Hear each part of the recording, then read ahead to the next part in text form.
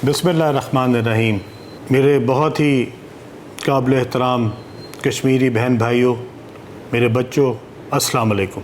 आज मैं आपसे अपने कुछ दिल की बातें करना चाहता हूँ और चाहता हूँ कि कश्मीरी बहन भाई जो कि पीर वाले दिन वोट डालने जा रहे हैं, वो ये तमाम बातें सुन के उसके बाद फ़ैसला करें। इस खूबसूरत तरीन खत्ते की महरूमियों को देख के आज बहुत अफसोस होता है, और अफसोस उन लोगों पे होता है, उन जमातों पे होता है जो पिछले कई बार यहाँ से मुंतखब होती रहीं, यहाँ से लोगों के वोट लेती रहीं, वादे करती रहीं, लेकिन उसके बाद उन्होंने इस इलाके की तरक्की के लिए कुछ नहीं किया। आज उनमें से बहुत सारी जमातें फिर आपसे वोट मांगने आ रही हैं। आज भी आके आपसे वही वादे करती हैं जो शायद आज से 30 साल पहले, 20 साल पहले और 10 साल पहले करती थी। आज भी आपको कहते हैं हमें वोट दो, हम इस इलाके की तरक्की करेंगे, हम इसकी महरूमियाँ दूर करेंगे।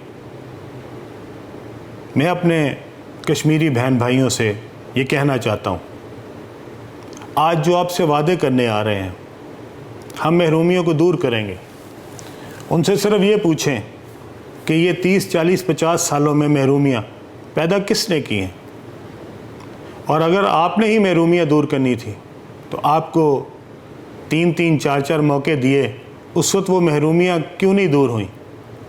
और आप ही के काम ना करने की वजह से तो ये महरूमियाँ पैदा हुई। फिर आज आप किस मुंह से आके दोबारा कहते हैं कि हमें वोट दो? आपने पीर वाले दिन जब वोट डालने जाना है, अपने बच्चों को सामने रखना है और उनके बच्चों के मुस्तकबिल के मुताबिक वोट डालना है। क्या आपने झूठे वादे करने वालों पे दोबारा भरोसा करना है? फ़ैसला आपने करना है।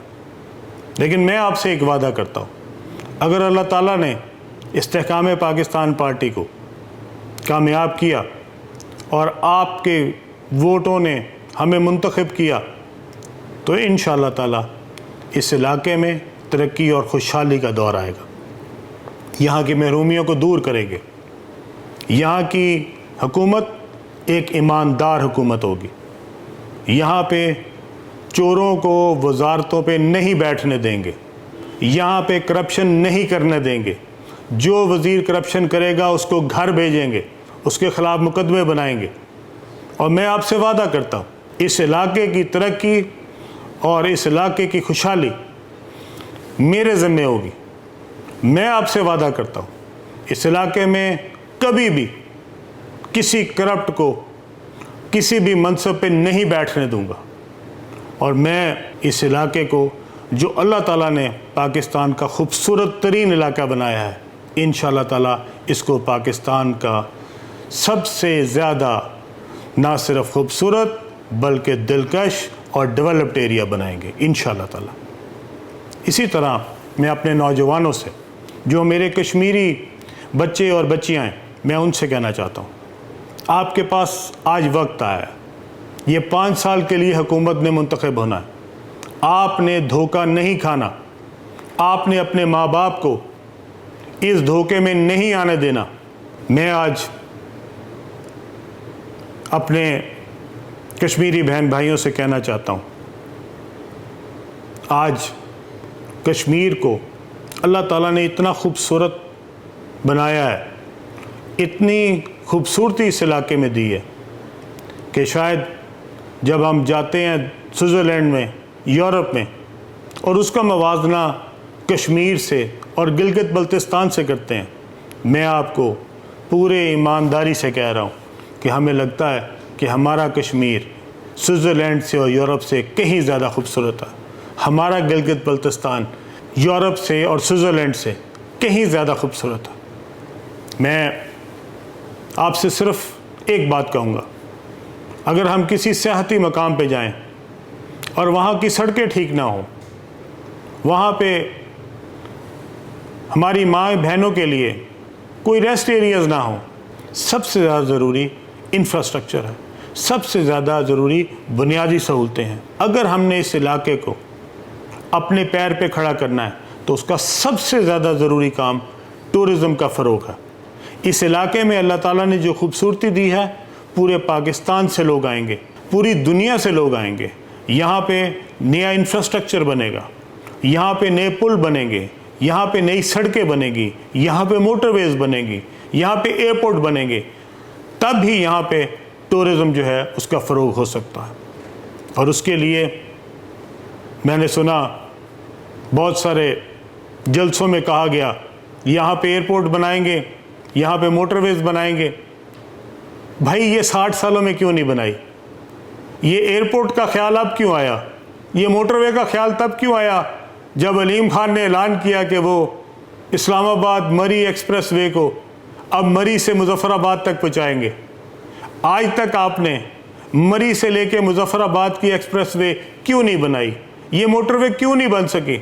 मुजफ्फराबाद के लिए, मीरपुर के लिए नया इंफ्रास्ट्रक्चर क्यों नहीं बन सका? मैं आपसे ये वादा करता हूँ, ना सिर्फ ये कि हम मरी और मुजफ्फराबाद मोटरवे बनाएंगे, बल्कि मीरपुर को, हम बाकी इलाकों को, कश्मीर को भी पंजाब से, इस्लामाबाद से और केपी से इंशाअल्लाह ताला मिलवाएंगे। मैं अपने नौजवानों से कहना चाहता हूँ, इसके लिए आपने हमारा साथ देना है। मैं आपसे वादा करता हूँ इस इलाके में रोज़गार के नए मौके पैदा करेंगे, इस इलाके में डेवलपमेंट होगी, इस इलाके में तरक्की होगी, यहाँ इंडस्ट्री लगेगी और सबसे बढ़कर यहाँ पे टूरिज़म का फ़रोग़ होगा। यहाँ पे नए होटल्स बनेंगे, यहाँ पे 5 स्टार 4 स्टार होटल्स बनाए जाएंगे, यहाँ पे रिज़ॉर्ट्स बनाए जाएंगे और यहाँ पे लाखों लोगों को यहाँ पे अट्रैक्ट किया जाएगा कि यहाँ वो आएँ और अपनी छुट्टियाँ गुजार सकें। जब तक ये इलाका अपने पैरों पे खड़ा नहीं होगा, तब तक यहाँ का नौजवान खुशहाल नहीं हो सकता, यहाँ के नौजवान को रोज़गार नहीं मिल सकता। मैं चाहता हूँ कि यहाँ पे बच्चे और बच्चियाँ 100% तालीम हासिल करें। यहाँ पे कोई बच्चा भी स्कूल से बाहर ना हो। यहाँ पे ख़ानदगी जो है वो 100% हो, ताकि हमारा कल का मुस्तकबिल भी महफूज हो सके। मैं चाहता हूँ कि यहाँ पे बेहतरीन तिब्बी सहूलियात दी जाएँ, यहाँ पे बेहतरीन हॉस्पिटल्स बने, यहाँ के मेरे कश्मीरी बहन भाइयों को कहीं भी और ना जाना पड़े। जो तिब्बी सहूलियात पाकिस्तान में किसी और बड़े शहर में मौजूद हैं, वो तमाम तिब्बी सहूलियात मुजफ्फराबाद में, मीरपुर में, तमाम बड़े शहरों में यहाँ पे भी मुहैया की जाए। इस इलाके में जितनी भी महरूमियाँ हैं, ये महरूमियों को ज़िम्मेदार जो भी पार्टियां हैं, आज उनको मेरे कश्मीरी बहन भाइयों ने आज ये साबित करना है कि वो दोबारा धोखे में नहीं आएंगे।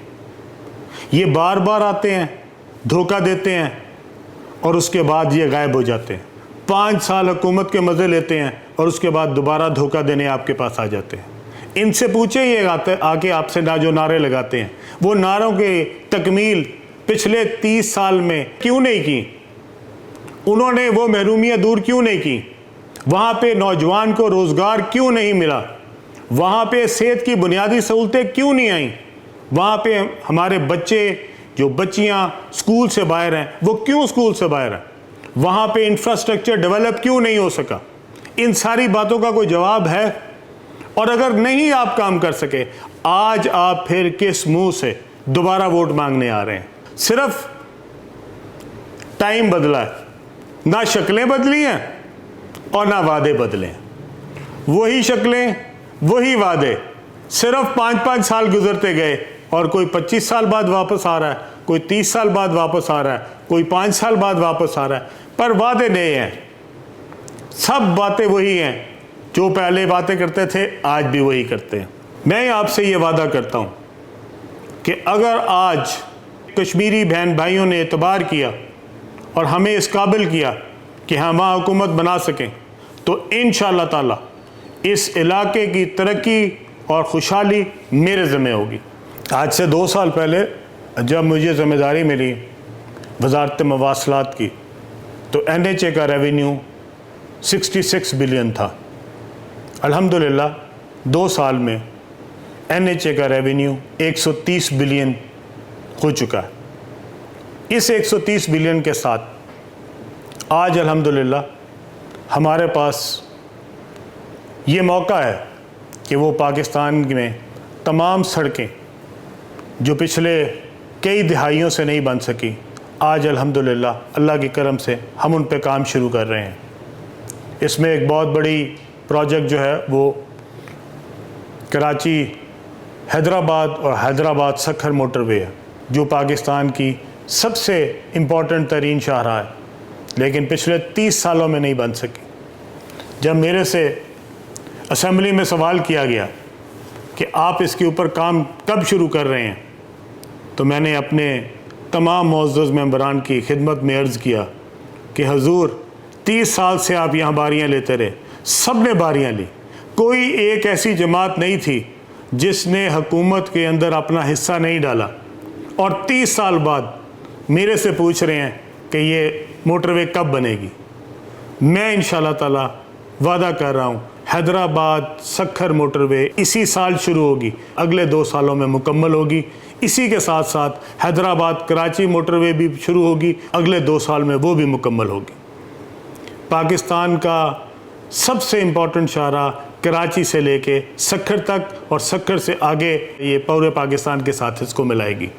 اسی طرح ایک بہت امپورٹنٹ شاہراہ جو کہ چائنا کے ساتھ ہمیں منسلک کرتی ہے، وہ مانسہرہ کاغان نران چلاس اور چائنا بارڈر تک، اس کے ساتھ چائنا بارڈر سے لے کے کراچی پورٹ تک موٹر وے کمپلیٹ ہو جائے گی۔